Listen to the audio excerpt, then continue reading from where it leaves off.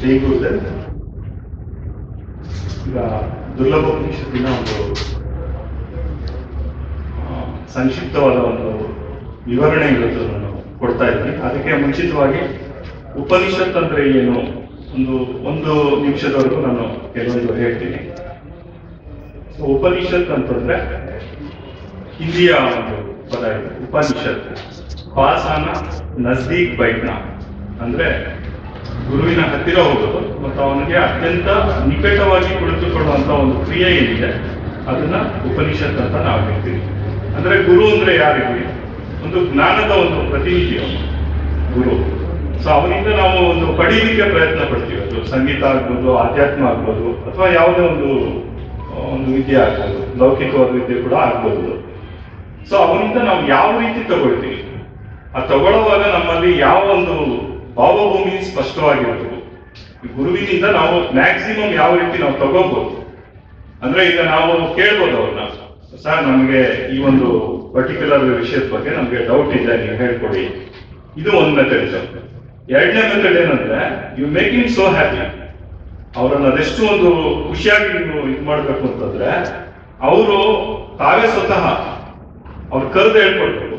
ಇಲ್ಲಪ್ಪ ನಿಮ್ಗೆ ಹೇಳ್ಕೊಟ್ಟಿಲ್ಲ ಅಂದ್ರೆ ನಾನು ವಿದ್ಯೆ ಕಲಿತು ಉಪಯೋಗ ಇಲ್ಲ. ಸೊ ದುರ್ಲಭೋಪನಿಷತ್ತು ಅದು ಒಂದು ಸಂಪೂರ್ಣ ಶರಣಾಗತಿ ಒಂದು ಉಪನಿಷತ್ತು. ಯಾಕಂದ್ರೆ ಗುರುದೇವರು ಬಂದು ಸಾವಿರಾರು ಲಕ್ಷಾಂತರ ಒಂದು ಸಾಧನೆಗಳ ಸರದಾರ ಅಂತ ನಾನು ಹೇಳ್ತೀನಿ ಅವರು ಗುರುದೇವ್ರನ್ನ. ವಿಶ್ವದಲ್ಲಿ ಅದೇನು, ಬ್ರಹ್ಮಾಂಡದಲ್ಲಿ ಅದೇನು ಅದ್ಭುತವಾದ ಅಲೌಕಿಕವಾದ ಯಾವ್ಯಾವ ಸಾಧನೆಗಳಿದೆ ಅದೆಲ್ಲದರಲ್ಲೂ ಅವರು ಸಿದ್ಧ ಹೆಸರು ಗುರುದೇವರು. ಬಟ್ ಅವ್ರು ಏನ್ ಹೇಳ್ತಾರೆ, ಎಲ್ಲದಕ್ಕೂ ಮೂಲ ಏನು ಅಂದ್ರೆ ದುರ್ಲಭೋಪನಿಷತ್ ಅಂತ ಹೇಳ್ತಾರೆ. ದುರ್ಲಭೋಪನಿಷತ್ತಲ್ಲಿ ಅಂತ ಮಹತ್ವ ಏನಿದೆ? ಯಾಕಂದ್ರೆ ಇದು ಮೊದಲನೇ ಲಾಸ್ಟ್ ಒಂದು 30 years ಬ್ಯಾಕ್ ನಾನು ಕೇಳಿದಾಗ ನನಗೆ ನಂಬಕ್ಕಾಗ್ಲಿಲ್ಲ, ಈ ತರ ಒಂದು ಉಪನಿಷತ್ ರಚನೆ ಆಗಿದೆ ಅಂತ ನಾನು ನಂಬಕ್ಕಾಗ್ಲಿಲ್ಲ. ಯಾಕಂದ್ರೆ ಇದು ಹೃದಯದ ಭಾಷೆಯಿಂದ ಬರ್ತಾ ಇದೆ.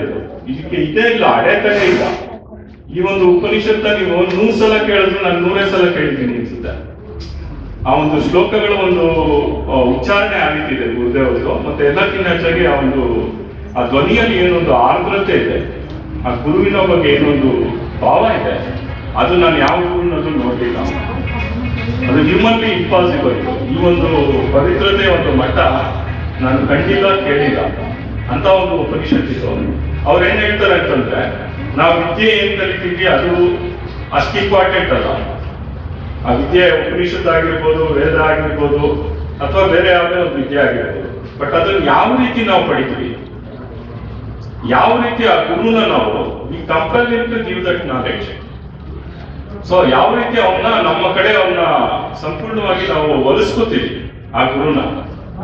ಸೊ ಅವನ ಶಿಷ್ಯ ಅಂತ ಹೇಳೋಂಗಾಗ್ತದೆ. ಅವನ್ನ ನೋಡಪ್ಪ ನಿಮಗೆ ಕೊಡ್ತಾ ಇದ್ದೀನಿ ನಾನು ಇಂಥ ವಿದ್ಯೆ, ಇದು ಸಾರ್ಥಕ ಆಯ್ತು ಹಂಗೆ ಹೇಳೋಂಗಾದ್ರೆ ಅವಾಗ ಆ ವಿದ್ಯೆ ಸಂಪೂರ್ಣವಾಗಿ ಅವನಿಗೆ ಬರುತ್ತೆ. ಯಾಕಂದ್ರೆ ಪ್ರೇಮ ಅನ್ನೋದನ್ನ ಪ್ರತಿಯೊಬ್ಬರು ವ್ಯಕ್ತಪಡಿಸ್ಲಿಕ್ಕಾಗಲ್ಲ.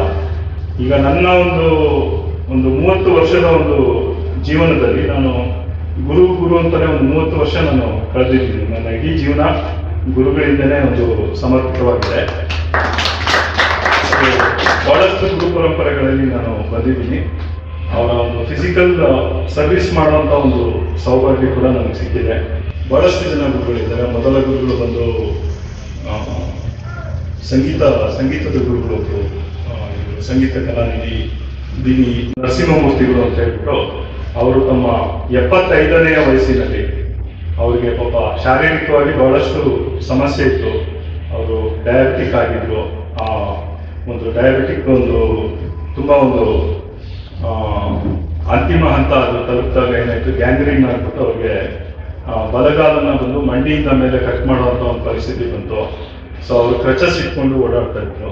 ಸೊ ಇಂಥ ಒಂದು ಕಠಿಣ ಪರಿಸ್ಥಿತಿಯಲ್ಲಿ ನನ್ನಂತ ಒಬ್ಬ ಹಿರಿಯ ವ್ಯಕ್ತಿನ ಅವರು ಶಿಷ್ಯನಾಗಿ ಸ್ವೀಕರಿಸಿದ್ರು. ಸೊ ಅವರು ಅದು ಅನುಗ್ರಹ ಮಾಡಿದ್ರು, ಅವರು ಸಂಗೀತನ ಅನುಗ್ರಹ ಮಾಡಿದ್ರು. ಅವರು ಒಂದು ಮಾತು ಹೇಳ್ತಾ ಇದ್ರು ಸಂಗೀತದ ಬಗ್ಗೆ ಮತ್ತೆ ಆಧ್ಯಾತ್ಮದ ಬಗ್ಗೆ ಹೇಳ್ತಾ ಇದ್ರು. ಅದು ಈ ವ್ಯಾಸ ಪೂರ್ಣಿಮೆ, ಗುರು ಪೂರ್ಣಿಮೆಯ ಬಗ್ಗೆ ಯಾರಿಗೆ ಒಂದು ಒಲವಿದೆ, ಒಂದು ಗೌರವ ಇದೆ, ಅವರು ತಿಳಿಯಲೇಬೇಕಾದಂತ ಒಂದು ಮಾತು ಆ ಗುರುಗಳಿಂದ ಅನುಗ್ರಹ ಆಯಿತು. ಅವ್ರೇನ್ ಹೇಳಿದ್ರು, ಸಂಗೀತ ಅನ್ನೋದು ಕೇವಲ ಸ್ವರಗಳಲ್ಲ, ಇರೋದು 7 ಸ್ವರಗಳೇ. ಆದರೆ ಆ 7 ಸ್ವರಗಳು ಅದು ಯಾರಿಂದ ನಮಗೆ ಬೋಧಿಸಲ್ಪಡುತ್ತೆ, ಅವನ ಬಗ್ಗೆ ನಮಗೆ ಗೌರವ ಇಲ್ಲ ಅಂದ್ರೆ ಯಾರನ್ನು ನಾವು ಗುರು ಅಂತ ಹೇಳ್ತೀವಿ ನಾವು, ಅವ್ರೇನ್ ಹೇಳ್ತಾರೆ ಅಂತಂದ್ರೆ ಸಂಸ್ಕಾರ ಅನ್ನೋದೇನಿದೆ ಮನುಷ್ಯನಿಗೆ ಅದು ವಿದ್ಯೆಯನ್ನ ಕಲಿಸುತ್ತಂತೆ. ಬರೀ ವಿದ್ಯೆ ಏನದು ಅದು ಸಾರಿಗಾಮ ಪದನಿಸ ಅದು ಸಾಕಷ್ಟು ಜನ ನನ್ನ ಜೂನಿಯರ್ಸ್ಗಳಿದ್ರು ಹುಡುಗರು. ಸೊ ಅವರು ಬಂದಿದ್ದೇನೆ ಚಿಕ್ಕ ವಯಸ್ಸಿನ ಹುಡುಗರುಗಳು, ಅವರು ಬಂದ ತಕ್ಷಣ ಪಾಠ ಮಾಡಿದ್ರು ಅವರು. ಸೊ ಎಲ್ಲ ಸರಳೇಶ್ವರ ಸರಿಗಮ ಪದನಿಸ ಎಲ್ಲ ಹೇಳ್ಬಿಟ್ಟು ಹೊರಡಿ ಅಂತೇಳಿ ಓಡಿಸ್ಬಿಡುದು ಅವ್ರನ್ನ ಹುಡುಗರನ್ನೆಲ್ಲ ಆ ಬ್ಯಾಚಿನ. ಸೊ ಜಟ್ಟಿ ಸ್ವರ ಬರ್ತಾರೆ, ಆಮೇಲೆ ದಾಟು ಸ್ವರ ಬರ್ತಾರೆ, ಈ ತರ ಮಾಡ್ಬಿಟ್ಟು ಎಲ್ಲ ಓಡಿಸ್ಬಿಡೋರು. ಒಂದು ಅರ್ಧ ಗಂಟೆ ಇದೆಲ್ಲ ಖಾಲಿ ಆಗ್ಬೋದು. ಆದ್ರೆ ನನಗೆ ಹೇಳ್ಬೇಕು ಅಂತಂದ್ರೆ, ಪಾಠ ಹೇಳ್ಬೇಕು ಅಂದ್ರೆ ಅವ್ರು 2-3 ಅವರ್ಸ್ ಪಾಪ ಅವರು ಇದು ಮಾಡೋರು, ಯೋಚನೆ ಮಾಡೋರು. ಸರಿ ಏನಕ್ಕೆ ಯೋಚನೆ ಮಾಡೋರು ಅಂದ್ರೆ, ನೋಡಪ್ಪ ನೀನು ಸಾಹಿತ್ಯನ ನೀನು ಅರ್ಥ ಮಾಡ್ಕೋಬಲ್ಲೆ, ಆದ್ರಿಂದ ನಿನಗೆ ಬೇರೆ ಲೆವೆಲ್ ಅಲ್ಲಿ ನಾನು ಹೇಳ್ಕೊಡ್ಬೇಕಾಗುತ್ತೆ. ಸೊ ಅವರು ಏನಂದ್ರೆ ಆ ಕಾಲದ್ದೇ ಅಲ್ಲ, ಈ ಕಾಲದಲ್ಲೂ ಕೂಡ ಅವರೇ ದಿಗ್ಗಜರು ಅಂತಾನೆ ನಾನು ಹೇಳ್ಬೋದು. ಸಾಹಿತ್ಯ ಕ್ಷೇತ್ರದ ಅದ್ಭುತವಾದ ವ್ಯಕ್ತಿಗಳು ದ.ರಾ ಬೇಂದ್ರೆ, ಆಮೇಲೆ ಕುವೆಂಪು, ಇಂಥವರ ಒಂದು ಒಡನಾಟ ಅವರು ಗಳಿಸಿದ್ರು. ಮತ್ತೆ ಡಿ.ವಿ. ಗುಂಡಪ್ಪನವರ ಒಂದು ಕವನ ನಿಮ್ಗೆಲ್ಲ ಬಹುಶಃ ಈಗಲೂ ಜ್ಞಾಪಕ ಇರುತ್ತೆ, ಯಾರು ಟೀಚಿಂಗ್ ಪ್ರೊಫೆಷನ್ ಅಲ್ಲಿ ಇದೆಯಾ, ವನಸುಮದಲೆನ್ನ ಜೀವನವು ವಿಕಸಿಸುವಂತೆ ಮನವನ್ನನುಗೊಳಿಸು ಗುರುವೇ ಹೇ ದೇವ. ಇದನ್ನ ಅವರು ಡಿ.ವಿ. ಗುಂಡಪ್ಪನವರು ಮೊದಲನೇ ಸಲ ಮಾಡಿದಾಗ ಅದಕ್ಕೆ ಸ್ವರ ಪ್ರಸ್ತಾರ ಹಾಕಿದ್ದು ನಮ್ಮ ಗುರುಗಳು ವಿ ನರಸಿಂಹಮೂರ್ತಿಗಳು ಹಾಕಿದ್ದವರು. ಅವರಿಂದನೇ ಶಬಾಷ್ ಅನ್ಸ್ಕೊಂಡ್ರು. ಯಾಕೆಂತಂದ್ರೆ ಅವರು ಸ್ವತಃ ಆ ಇವರು ಯಾರು ಬರೆದಂತ ಲೇಖಕರೇ ಹೇಳ್ತಾ ಇದ್ದಾರೆ, ಅಲ್ಲಪ್ಪ ನಾನು ಬರೆದಾಗ ನನಗೆ ಈ ಭಾವನೆ ಸ್ಪಷ್ಟವಾಗಿರ್ಲಿಲ್ಲ, ಅದನ್ನ ಅದೆಷ್ಟು ಚೆನ್ನಾಗಿ ನೀನು ಸಂಗೀತದಲ್ಲಿ ಸ್ವರ ಪ್ರಸ್ತಾರ ಹಾಕಿ ಹೇಳಿದ್ಯಾ. ಸೊ ರಾಗ ಮಾಲಿಕೆನಲ್ಲಿ ಅವರು ಈ ಒಂದು ಇದನ್ನ ಪ್ರಸ್ತುತಪಡಿಸಿದ್ರು ಡಿ.ವಿ. ಗುಂಡಪ್ಪನವರ ಮುಂದೆ. ಅವರು ಅದನ್ನ ಮೆಚ್ಕೊಂಡ್ರು. ಸೊ ಈ ರೀತಿ ಸಾಕಷ್ಟು ಒಂದು ಉದಾಹರಣೆಗಳು ನಮಗೆ ಸಿಗುತ್ತೆ. ಅವರು ಏನ್ ಹೇಳ್ತಾರೆ ಅಂತಂದ್ರೆ, ಸಂಗೀತ ಮತ್ತು ಆಧ್ಯಾತ್ಮ ಇವೆರಡು ವಿದ್ಯೆ. ನೀನು ತಲೆ ಕೆಳಗಾಗಿ ನಿಂತು ತಪಸ್ ಮಾಡಿದ್ರು ನಿಂಗೆ ಸಿಗಲ್ಲ, ಏನೇ ಪ್ರಯತ್ನ ಪಡು ನಿಂಗೆ ಸಿಗಲ್ಲ. ಇದು ಕೇವಲ ಗುರುವಿನ ಅನುಗ್ರಹದಿಂದ ಮಾತ್ರ ಸಿಗುವಂತದ್ದು. ಈಗ ಕಳೆದ ಒಂದು 50 ವರ್ಷಗಳಿಂದ ಅಥವಾ 100 ವರ್ಷಗಳಿಂದ ನೀವು ಪ್ರಪಂಚದ ಇತಿಹಾಸ ನೋಡಿದ್ರೆ ಕೆಲವೇ ಮಂದಿ ಹೆಸರು ಮಾತ್ರ ಇದೆ. ಕಾರಣ ಏನಂದ್ರೆ, ಅವರು ಅತಿ ಕಷ್ಟವಾದ ಒಂದು ಧರ್ಮ ಏನಿದೆ ಶಿಷ್ಯ ಧರ್ಮ, ಅದನ್ನ ಫಾಲೋ ಮಾಡಿ ಅದರಲ್ಲಿ ಗೆದ್ದಂತ ವ್ಯಕ್ತಿಗಳವರು. ಸೊ ಶಿಷ್ಯ ಧರ್ಮ ಏನು ಅದನ್ನ ಸಂಪೂರ್ಣವಾಗಿ ಅವರು ದುರ್ಲಭೋಪನಿಷತ್ತಲ್ಲಿ ಒಂದು ವಿಚಾರ ಮಾಡಿದ್ದಾರೆ, ಚಿಂತನೆ ಮಾಡಿದ್ದಾರೆ. ಸೊ ಅದರ ಒಂದು ಡಿಸ್ಕ್ರಿಪ್ಷನ್ ನಾನು ಇವಾಗ ಕೊಡ್ತೀನಿ. ಯಾಕೆ ಇದು ದುರ್ಲಭೋಪನಿಷತ್ತು, ಯಾಕೆ ಇಷ್ಟು ಗೋಪನೀಯವಾಗಿತ್ತು, ಮತ್ತೆ ಇದು ಇದುವರೆಗೂ ಯಾಕೆ ಇದು ಪ್ರಚಾರಕ್ಕೆ ಬರಲಿಲ್ಲ. ಅವ್ರು ಹಿಂದಿಲೇನೋ ಪ್ರಚಾರ ಮಾಡ್ಬಿಟ್ರು ಅದನ್ನ, ಬಟ್ ಕನ್ನಡಕ್ಕೆ ತರಬೇಕು ಅನ್ನೋ ಭಾವ ಯಾರಿಗೂ ಬರಲಿಲ್ಲ. ಅದೇನೋ ನನಗೆ ಆ ಭಾವ ಬಂತು, ನಾನು ಪ್ರಯತ್ನ ಪಟ್ಟೆ, ಅವರ ಒಂದು ಆಶೀರ್ವಾದ, ಅದರಲ್ಲಿ ನಾನು ಸಕ್ಸಸ್ಫುಲ್ ಆಗಿದ್ದೀನಿ. ಸೊ ಅದು ನಮ್ಮೆಲ್ಲರ ಭಾಗ್ಯ ಅಂತ ನಾನು ಹೇಳಲಿಕ್ಕೆ ಇಷ್ಟಪಡ್ತೀನಿ. ಸೊ ಆದ್ರಿಂದ ಈ ಒಂದು ಇಂಟ್ರೊಡಕ್ಷನ್ ಏನಿದೆ ಅದು ಓದ್ಲಿಕ್ಕೆ ಮುಂಚೆ ಈ ಒಂದು ಪೀಠಿಕೆ ನಾನು ಕೊಡ್ತಾ ಇದ್ದೀನಿ. ಯಾಕಂದ್ರೆ ಇದ್ರಲ್ಲಿ ಏನೊಂದು ಭಾವ ಇದೆ, ಅತಿ ಎಚ್ಚರವಾಗಿ ನಾವು ಇದನ್ನ ನಾನು ಕೇವಲ ಓದ್ತಾ ಇಲ್ಲ, ನೀವು ಬೇಕಾದ್ರೆ ನೀವು ಗಮನಿಸಿದ್ರೆ ನಿಮ್ಗೆ ಗೊತ್ತಾಗುತ್ತೆ. ಒಂದೊಂದು ಅಕ್ಷರ, ಒಂದೊಂದು ಸೆಂಟೆನ್ಸ್ ಇದು ಗುರುದೇವರ ಹೃದಯದಿಂದ ಬಂದಿರತಕ್ಕಂಥದ್ದು. ಅವರು ಹಿಂದಿನಲ್ಲಿ ಮಾತಾಡಿದ್ದಾರೆ, ಎಕ್ಸಾಕ್ಟ್ ಟ್ರಾನ್ಸ್ಲೇಷನ್ ನಾನು ಕನ್ನಡದಲ್ಲಿ ಕೊಟ್ಟಿದ್ದೀನಿ. ಈ ಒಂದು ಇದನ್ನ ಸಾಹಸ ಇದುವರೆಗೂ ಯಾರು ಮಾಡಿಲ್ಲ.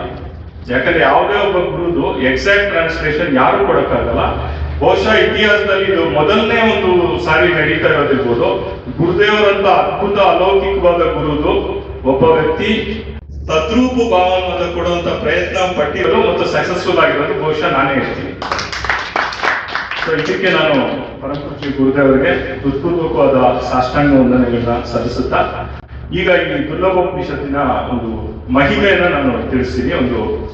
ಯಾಕೆಂದ್ರೆ ಇದು ನಾನು ರೀಡಿಂಗ್ ಮಾಡ್ತಾ ಇಲ್ಲ, ಇದು ಪುಸ್ತಕನ ಇಟ್ಕೊಂಡು ಓದೋದ್ರ ಹಿಂದೆ ಇರೋ ಉದ್ದೇಶ ಏನು ಅಂತಂದ್ರೆ, ಒಂದೇ ಒಂದು ಅಕ್ಷರ, ಒಂದೇ ಒಂದು ಪದ ಇದರಲ್ಲಿ ಚೇಂಜ್ ಆಯ್ತು ಅಂದ್ರೂ ಕೂಡ ಆ ಭಾವ ಕಟ್ಟಾಗತ್ತೆ. ಯಾಕಂದ್ರೆ ಇದು ನಾನು ಕಣ್ಣು ಮುಚ್ಕೊಂಡು ಹೇಳ್ಲಿಕ್ಕೆ ಆಗಲ್ಲ. ಇದು ಈ ಉಪನಿಷತ್ ಬಂದು ಇದು ಎಲ್ಲಿವರೆಗೂ ಇದು ಇದಾಗಿದೆ ಅಂತಂದ್ರೆ, ಕಂಠಸ್ಥವಾಗಿದೆ ಅಂದ್ರೆ, ಕನ್ನಡ ಬಿಟ್ಕೊಂಡು ನಾನು ಹಿಂದಿನ ಹೇಳ್ತೀನಿ ಬೇಕಾದ್ರೆ.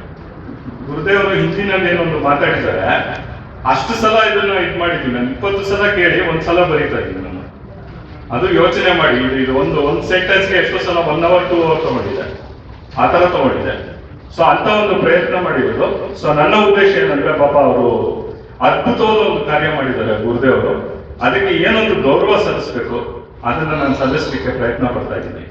ಸೊ ನಿಮ್ಮೆಲ್ಲರ ಒಂದು ಸಹಕಾರ ಸಿಗ್ಲಿ.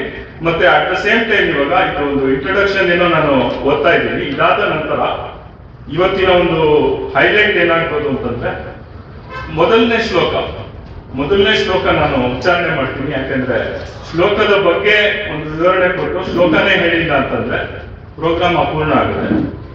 ಮೊದಲನೇ ಶ್ಲೋಕ ನಾನು ಹೇಳಿದ ನಂತರ ದಯವಿಟ್ಟು ಅದು ನಮ್ಮೆಲ್ಲರ ಪರವಾಗಿ ಗುರುದೇವರಿಗೆ ಸಮರ್ಪಿತವಾಗಲಿ ಅನ್ನೋ ಒಂದು ಪ್ರಾರ್ಥನೆ ನಿಮ್ಮೆಲ್ಲರಲ್ಲೂ.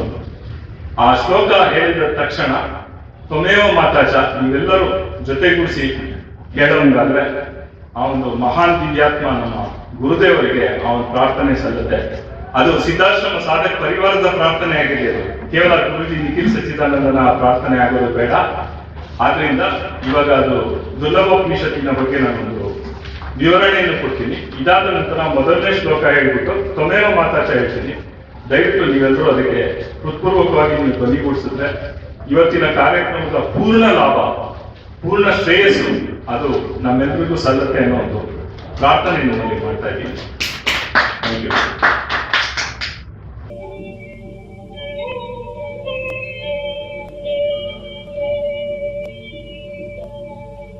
ಗುರುರ್ವೈ ಸದಾಂ ಪೂರ್ವಮದೈವ ತುಲ್ಯಂ ಪ್ರಾಣೋ ವದಾರ್ಯೈವ ಹಿತಂ ಸದೈವ ಚಿಂತ್ಯಂ ವಿಚಿಂತ್ಯಂ ಭವಮೇಕರೂಪಂ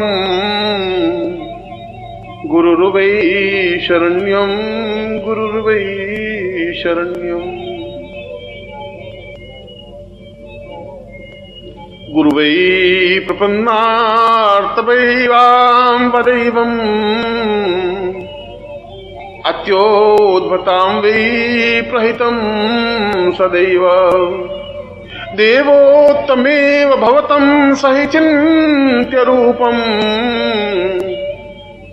ಗುರುರ್ವೈ ಶರಣ್ಯಂ ಗುರುರ್ವೈ ಶರಣ್ಯಂ ಸತಂ ವೈ ಸದಾನ್ನಂ ದೇವಾಲಯೋ ವೈ ಪ್ರಾತೋರ್ಭವೆ ವೈ ಸಹಿತಂ ನದಿರ್ವೈ ಪೂರ್ಣಂ ಪರಾಂ ಪೂರ್ಣಮದೈವ ರೂಪಂ ಗುರುರ್ವೈ ಶರಣ್ಯಂ ಗುರುರ್ವೈ ಶರಣ್ಯಂ ಅದೂರ್ಯಂ ವದೇವಂ ಚಿಂತ್ಯಂ ಸಹೇತಂ ಪೂರ್ವೋತ್ತರೂಪಂ ಚರಣಂ ಸದೇಯಂ ಆತ್ಮೋ ಸ್ವತಾಂ ಪೂರ್ವಮದೈವ ಚಿಂತ್ಯಂ ಗುರುರ್ವೈ ಶರಣ್ಯಂ ಗುರುರ್ವೈ ಶರಣ್ಯಂ ಚೈತನ್ಯರೂಪಂ ಅಪರಂ ಸದೈವ ಪ್ರಾಣೋದವೇವಂ ಚರಣಂ ಸದೈವ ಸತೀರ್ಥೋ ಸದೇವಂ ಭವತಂ ವದೈವಂ ಗುರುರ್ವೈ ಶರಣ್ಯಂ ಗುರುರ್ವೈ ಶರಣ್ಯಂ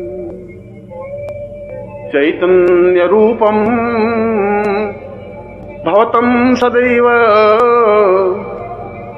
ಜ್ಞಾನೋತ್ವಾಸಂ ಸಹಿತಂ ತದೇವಂ ದೇವೋ ತಥಾನ್ ಪೂರ್ವಮದೈವ ಶಕ್ತಿಂ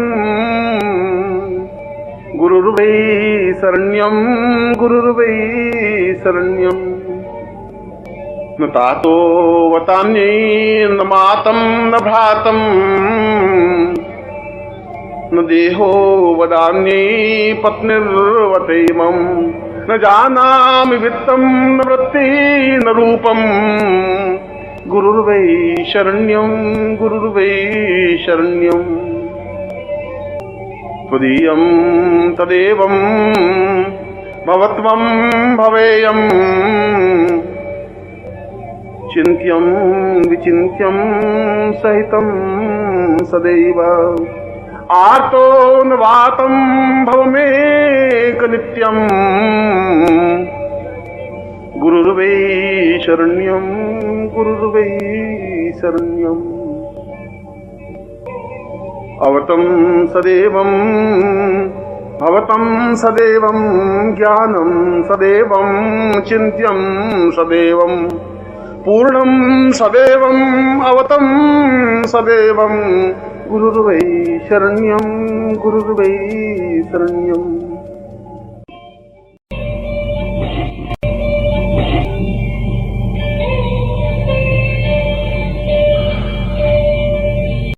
नारायणो त्वं निखिलेश्वरो त्वं माता पिता गुरु आत्मा त्वमेवं ब्रह्मा त्वं विष्णुरुद्रा त्वमेवं सिद्धाश्रमो त्वं गुरुवं प्रणम्यं त्वमेव माता च पिता त्वमेव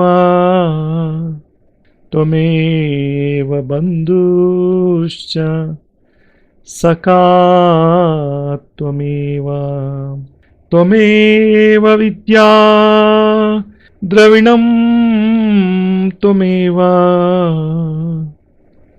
त्वमेव सर्वं मम देव देवा।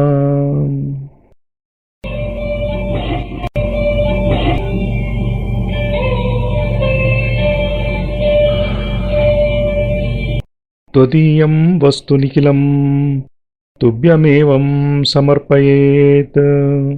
जय गुरुदेव।